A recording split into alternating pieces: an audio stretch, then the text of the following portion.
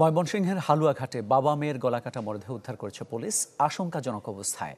মা জুলেখা বেগমকে Mymensingh medical college হাসপাতালে ভর্তি করা হয়েছে। এই ঘটনায় নিহত রতনের শ্বশুর শাশুড়িকে আটক করা হয়েছে। সকালে দক্ষিণ আমিরখাকুড়া গ্রামে এই ঘটনা ঘটে। বসতঘরে রতন ও তার মেয়ের মরদেহ দেখতে পেয়ে পুলিশে খবর দেয় স্থানীয়রা। পরে পুলিশ গিয়ে মরদেহ উদ্ধার করে। নিহত রতন গাজীপুরে পোশাক কারখানায় চাকরি করতেন। 2 বছর ধরে দুবাই থাকতেন তার স্ত্রী জুলেখা। 1.5 মাস আগে দেশে ফেরেন তিনি। তাদের মধ্যে পারিবারিক কলহ লেগেই থাকত। এর জেরে হত্যাকাণ্ড বলে ধারণা পুলিশের।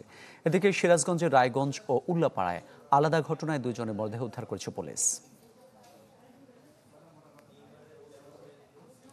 এ বিষয়ে আরও খবর জানাবো। ময়মনসিংহ থেকে আমাদের সঙ্গে যোগ দিচ্ছেন সহকর্মী সুলতান মাহমুদ কনিক। কনিক, কি কারণে এই হত্যাকাণ্ড? প্রতিবেশীরা বা কি ধারণা করছেন? আর পুলিশ তো বলল যে কি হয়তো বা পারিবারিক কলহের কারণে এটা ঘটেছে।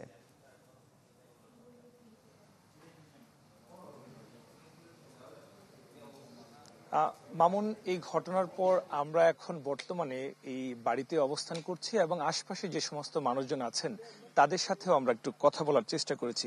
যে বিষয়টি জানতে পেরেছি যে তাদের বিয়ে হয়েছে প্রায় 9 বছরের উপরে এবং তাদের 7 বছরের একটি কন্যা ছিল, যাকে এই গলা কেটে হত্যা করা হয়েছে। এবং স্ত্রী যে জুলেখা বেগম, তিনি দুবাই থাকতেন এবং দুবাই চাকরি করতেন। Japan Bangladesh joint venture company JBS holdings limited.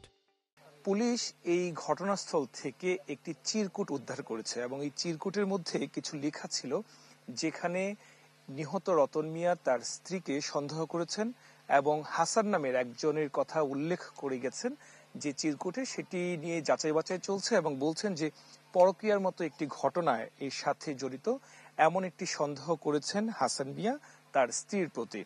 তো যতটুকু আমরা জানতে পেরেছি যে মাসখানেক আগে, 1.5 মাস হলো, দুবাই থেকে দেশে ফিরেছে জুলেখা এবং গাজীপুর থেকে এই শ্বশুর বাড়িতে বেড়াতে আসেন গতকাল এই রতন মিয়া।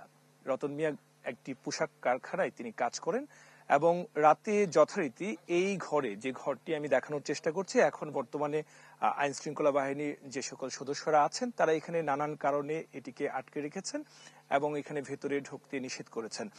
তো যে বিষয়টি হয়েছে যে পাশের রুমেই শ্বশুর শাশুড়ি থাকেন এবং আরো লোকজন থাকেন।